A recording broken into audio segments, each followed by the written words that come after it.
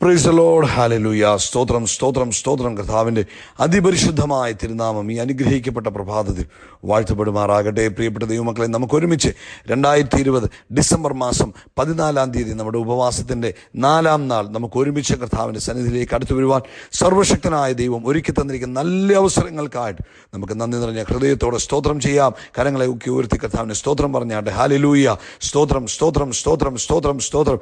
കഴിഞ്ഞ പകൽക്കാലം മുഴുവൻ നമ്മുടെ കർത്താവ് നമ്മളെ കാത്തു പരിപാലിച്ചു. സ്തോത്രം. കഴിഞ്ഞ രാത്രിയിലും കർത്താവിൻ്റെ കൃപ നമുക്ക് അനുഭവിപ്പാൻ കർത്താവ് നമുക്ക് ഭാഗ്യം തന്നു. നന്ദിയോടെ സ്തോത്രം, നന്ദിയോടെ സ്തോത്രം, നന്ദിയോടെ സ്തോത്രം. കർത്താവ് നമ്മളെ ആമേൻ ആരോഗ്യത്തോടെ സൗഖ്യത്തോടെ ഈ പ്രഭാതത്തിൽ ഉണർത്തിയ ദൈവത്തിൻ്റെ വൻ കൃപകൾക്കായിട്ട് നമുക്ക് നന്ദിയോടെ കർത്താവിന് സ്തോത്രം ചെയ്യാം. ഹല്ലേലൂയ. ആമേൻ. അനങ്ങാതിരിക്കൽ എല്ലാവരും കർത്താവിന് സ്തോത്രം പറഞ്ഞാട്ടെ.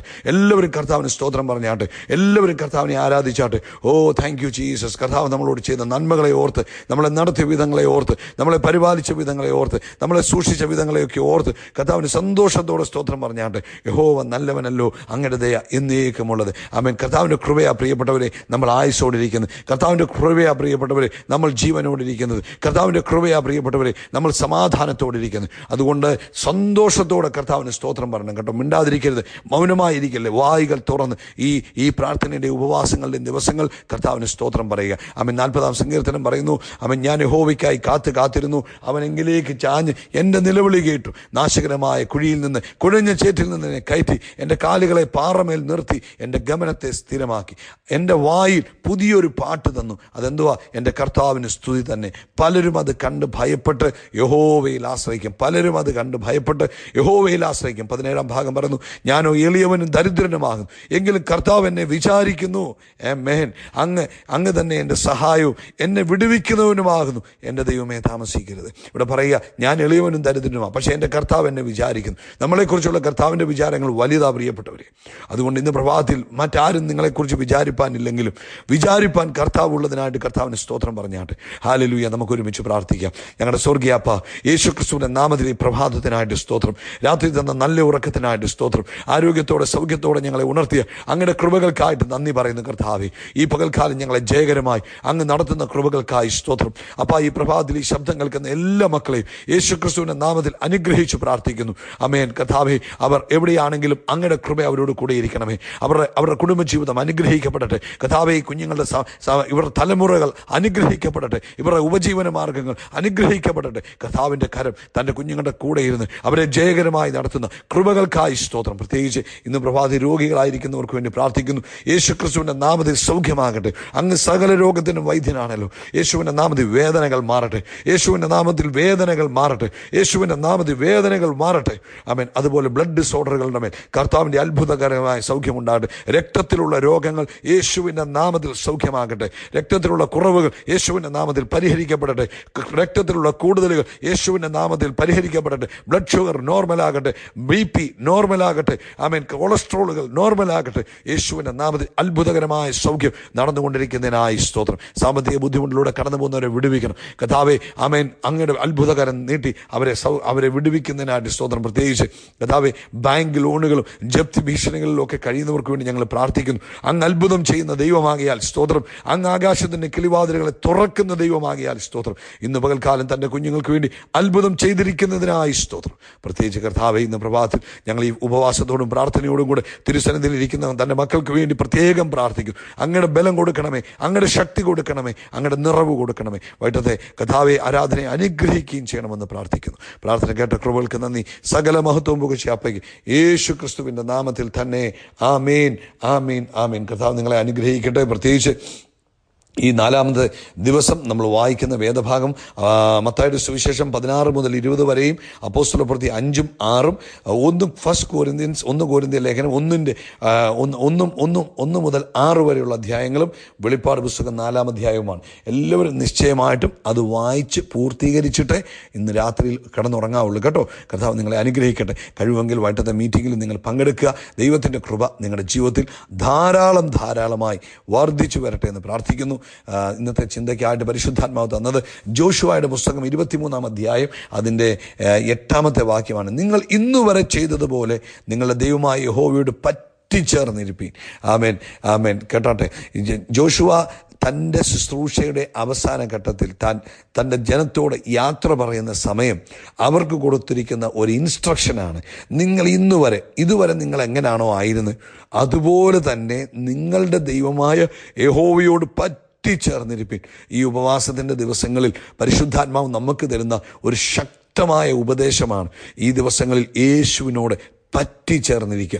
ഈ പറ്റിച്ചേർന്നിരിക്കുക എന്ന് പറഞ്ഞാൽ എളുപ്പത്തിൽ മനസ്സിലാക്കാനായിട്ട് ഇങ്ങനെ പറയാം. നമ്മുടെ എൻവലപ്പുകളൊക്കെ ഒട്ടിക്കുമല്ലോ. എൻവലപ്പ് ഒട്ടിക്കുമ്പോൾ അതിൻ്റെ ആ സ്റ്റിക്കർ റിമൂവ് ചെയ്തിട്ട് ആ സ്റ്റിക്കറിൻ്റെ മുകളിലുള്ള പേപ്പർ റിമൂവ് ചെയ്തിട്ട് അതിനെ ക്ലോസ് ചെയ്ത് വെക്കുമ്പോൾ അത് ഒട്ടിയിരിക്കുന്നത് പോലെ കർത്താവിനോടുകൂടെ പറ്റിച്ചേർന്നിരിപ്പാനാണ് പരിശുദ്ധാത്മാവ് ഈ ഉപവാസത്തിൻ്റെ ദിവസങ്ങളിൽ സഭയ്ക്ക് ഉപദേശം നൽകുന്നത്. അതുകൊണ്ട് ഈ ദിവസങ്ങളിൽ ദൈവമക്കളായ ഞാനും നിങ്ങളും കർത്താവിനോട് പറ്റിച്ചേർന്നിരിക്കും. അപ്പോൾ ചോദിക്കുക, എങ്ങനെയാണ് പറ്റിച്ചേർന്നിരിക്കുക? അവൻ്റെ ഇഷ്ടം ചെയ്ത് അവന് പ്രസാദമുള്ളത് ചെയ്ത്, അതായത് നമ്മുടെ കർത്താവിൻ്റെ ഇഷ്ടമുള്ളത് ചെയ്ത് കർത്താവിന് സന്തോഷം വരുന്നത്, കർത്താവിന് പ്രസാദമുള്ളത് ചെയ്ത് നമ്മൾ നടക്കുമ്പോൾ നമുക്ക് കർത്താവിനോട് പറ്റിയിരിക്കുന്ന ഒരനുഭവം നമ്മുടെ ജീവിതത്തിൽ കിട്ടും. അപ്പം നമ്മളിപ്പം പറയത്തില്ലേ, നമ്മൾ പറയും, അവർ തമ്മിൽ ഭയങ്കര സ്നേഹമാണ്, അവർ പറ്റിയായിരിക്കുന്നത് എന്ന് പറഞ്ഞാൽ അവർ തമ്മിൽ എപ്പോഴും ഒന്നിച്ച് കാണുന്നു, അവരൊന്നിച്ച് നടക്കുന്നു, അവരൊന്നിച്ച് യാത്ര ചെയ്യുന്നു, അവർക്കൊന്നിച്ച് അവർ പരസ്പരം ഇഷ്ടമുള്ള കാര്യങ്ങൾ ചെയ്യുന്നു.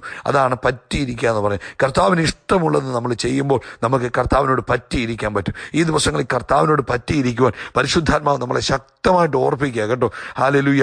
ആമേൻ. ജോഷുവ പറഞ്ഞു, നിങ്ങൾ ഇന്ന് വരെ ചെയ്തതുപോലെ നിങ്ങൾ ദൈവത്തോട് പറ്റി ഇരുന്നാൽ ദൈവം നിങ്ങൾക്ക് വേണ്ടി അത്ഭുതങ്ങളെ ചെയ്യും. അവിടെ പറഞ്ഞിരിക്കുന്നതാണ്, ആമേൻ, നിങ്ങൾ ദൈവമായ യഹോവ തന്നെയല്ലോ നിങ്ങൾക്ക് വേണ്ടി ഇതുവരെ യുദ്ധം ചെയ്തു. നിങ്ങൾ ആ കർത്താവിനോട് പറ്റിയിരുന്നത് കൊണ്ട് നിങ്ങളുടെ യുദ്ധങ്ങളൊന്നും നിങ്ങൾ ചെയ്യേണ്ടതായിട്ട് വന്നിട്ടില്ല. നിങ്ങളുടെ യുദ്ധങ്ങളെല്ലാം കർത്താവ് ചെയ്തു. ആമേൻ. ഒരു ബലവാനും ഒരു ബലഹീനനോട് ചേർന്ന് നടന്നാൽ ഒരു അക്രമം ഉണ്ടായാൽ ആരായിരിക്കും തിരിച്ചക്രമിക്കുന്നത്? ബലവാനായിരിക്കും. അതാണ് ഇന്ന് ഇവിടെ പറഞ്ഞിരിക്കുന്നത്. അവർ ദൈവജനം എന്ത് ചെയ്തു? ദൈവത്തോട് പറ്റി നടന്നപ്പോൾ, ഹല്ലേലൂയ, സ്തോത്രം, അവരുടെ യുദ്ധങ്ങളൊക്കെ ദൈവത്തിൻ്റെ യുദ്ധങ്ങളായി മാറി. അത് കർത്താവായി യുദ്ധം ചെയ്തു. ഇന്ന് പ്രഭാതത്തിൽ പ്രിയപ്പെട്ടവരെ, കർത്താവിനോട് പറ്റിയിരിക്കുമ്പോൾ നമ്മുടെ ജീവിതത്തിലെ പ്രശ്നങ്ങളെ കൈകാര്യം ചെയ്യുന്ന കർത്താവായിരിക്കും. അതുകൊണ്ട് ഈ പ്രാർത്ഥനയുടെ ഉപവാസത്തിൻ്റെ ദിവസങ്ങളിൽ ലോകത്തിലെ ചിന്തകളിൽ നിന്ന് മാറി ലൗകിക സുഖങ്ങളുടെയും മോഹങ്ങളുടെയും പുറകെയുള്ള ഓട്ടം നിർത്തിയിട്ട് കർത്താവിനോട് ചേർന്നിരിപ്പാൻ ദൈവവചന ധ്യാനത്തിലും പ്രാർത്ഥനയിലും ആരാധനയിലും കുറച്ചുകൂടെ അടുത്തിരുന്നാൽ അവൻ നമുക്ക് വേണ്ടി അവൻ്റെ കാര്യം നീട്ടിക്കോളും കേട്ടോ. അവിടെ നമ്മൾ വായിക്കുന്ന ചില ഭാഗങ്ങൾ പറയാം, നിങ്ങളുടെ ദൈവമായ യഹോവ തന്നെ അവരെ നിങ്ങളുടെ മുമ്പിൽ നിന്ന് ഓടിച്ചു, നിങ്ങളുടെ ദൃഷ്ടിയിൽ നിന്ന് നീക്കിക്കളി. കണ്ടോ, നിങ്ങളുടെ ദൈവമായ യഹോവ തന്നെ അവരെ നിങ്ങളുടെ മുമ്പിൽ നിന്ന് ഓടിച്ചു കളി, നിങ്ങളുടെ ദൃഷ്ടിയിൽ നിന്ന് അവരെ നീക്കിക്കളി. നിങ്ങളുടെ ദൈവമായ യഹോവ നിങ്ങൾക്ക് വാഗ്ദാനം ചെയ്തതുപോലെ നിങ്ങൾ അവരുടെ ദേശം കൈവശമാക്കുകയും ചെയ്യും. കണ്ടോ, പറ്റിയിരിക്കുമ്പോൾ നിങ്ങളൊന്നും ചെയ്യണ്ട, പറ്റിയിരിക്കുമ്പോൾ കർത്താവ് നിങ്ങൾക്ക് വേണ്ടി സകലതും ചെയ്യും. ഈ ഉപവാസ ദിവസങ്ങളിൽ അങ്ങനെ നമുക്ക് വേണ്ടി സകലതും ചെയ്തു തരുവാൻ നമ്മുടെ കർത്താവ് മതിയായവന്. പക്ഷെ എന്താണ് വേണ്ടത്?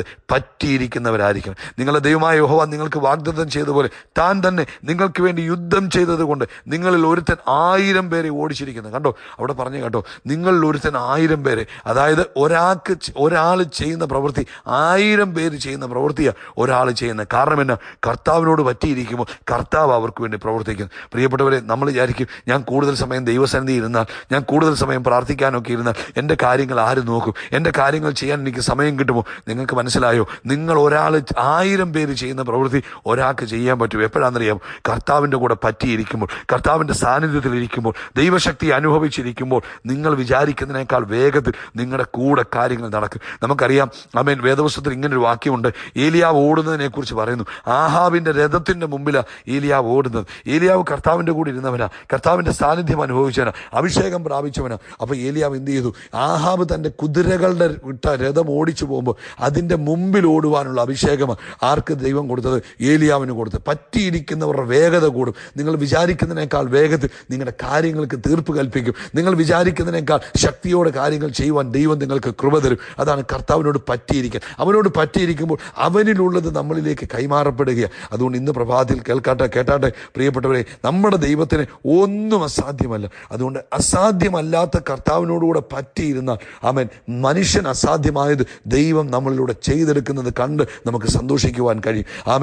മനുഷ്യൻ അസാധ്യമായ ഒത്തിരി കാര്യങ്ങളുണ്ട്. എന്നാൽ മനുഷ്യൻ ദൈവത്തോടുകൂടെ ചേർന്നിരിക്കുമ്പോൾ, ദൈവ സാന്നിധ്യത്തിലിരിക്കുമ്പോൾ, ദൈവം അവനിലൂടെ പ്രവർത്തിക്കുവാൻ തുടങ്ങുമ്പോൾ മനുഷ്യൻ അസാധ്യമായത് നിങ്ങളിലൂടെ ദൈവം ചെയ്തെടുക്കുക തന്നെ ചെയ്യും. ഇനിയുണ്ട് പറ്റിയിരിക്കുന്നതിൻ്റെ പ്രത്യേകത. 91 സങ്കീർത്തനം പറഞ്ഞു, അവൻ എന്നോട് പറ്റിയിരിക്കാൻ ഞാൻ എന്ത് ചെയ്യും? ഞാൻ അവനെ വിടുവിക്കും. ഹല്ലേലൂയ. ഇന്ന് പറ്റിയിരുന്നാട്ടെ. ഈ ഉപവാസ ദിവസങ്ങളിൽ ഇന്നലെ കേട്ടതുപോലെ വിസ്മയിക്കത്തക്ക വിടുതലുകൾ, വിസ്മയിക്കത്തക്ക പ്രാർത്ഥനകളുടെ മറുപടികൾ, വിസ്മയിക്കത്തക്ക അനുഗ്രഹങ്ങൾ നമ്മുടെ ജീവിതത്തിലേക്ക് വരും. പറ്റിയിരിക്കുമ്പോൾ കർത്താവ് എന്ത് ചെയ്യും? അവൻ നമ്മളെ വിടുവിക്കുവാൻ ഇടവരും. പ്രിയപ്പെട്ടവരെ, ഹല്ലേലൂയ. അവൻ എൻ്റെ നാമത്തെ അറിയാൻ ഞാൻ അവനെ ഉയർത്തും. പറ്റിയിരിക്കുന്നവരെ കർത്താവ് ഉയർത്തും, പറ്റിയിരിക്കുന്നവരെ വിടുവിക്കും. അതുകൊണ്ട് അവൻ ഈ ദിവസങ്ങൾ ഉപേക്ഷയായി വിചാരിക്കാതെ, ഈ ദിവസങ്ങൾ സാധാരണ പോകുന്ന പോലെ പോകുന്നു എന്ന് പറയാതെ, പ്രാർത്ഥനയോടുകൂടെ ദൈവസന്നിധിയിൽ ഉപവസിച്ചിരിക്കുമ്പോൾ വിശ്വസിച്ചാട്ട് പറ്റിയിരിക്കുന്നവരെ അവൻ പറ്റിയിരിക്കുന്നവർക്ക് വേണ്ടി അവൻ യുദ്ധം ചെയ്യും. പറ്റിയിരിക്കുന്നവർക്ക് വേണ്ടി വാഗ്ദത്തങ്ങളെ അവകാശമാക്കി തരും. പറ്റിയിരിക്കുന്നവരുടെ ശക്തിയെ അവൻ പുതുക്കി തരും. അവൻ 1000 പേർ ചെയ്യുന്ന പ്രവൃത്തി ഒരാളെ കൊണ്ട് ചെയ്യിപ്പിക്കുന്ന ദൈവത്തിൻ്റെ പ്രവൃത്തി കണ്ടോ? അവൻ പ്രത്യേക ശക്തിയും കൃപയും ദൈവം പകർന്നു തരും. അതുമാത്രമല്ല പറഞ്ഞ്, പറ്റിയിരിക്കുമ്പോൾ അവൻ വിടുവിക്കും, പറ്റിയിരിക്കുമ്പോൾ അവൻ ഉയർത്തും. ഈ ഉപവാസ ദിവസങ്ങളിൽ, ഈ പ്രാർത്ഥനയുടെ ദിവസങ്ങളിൽ ഇത് നിങ്ങളുടെ ജീവിതത്തിൽ യേശുവിൻ നാമത്തിൽ സംഭവിക്കട്ടെ.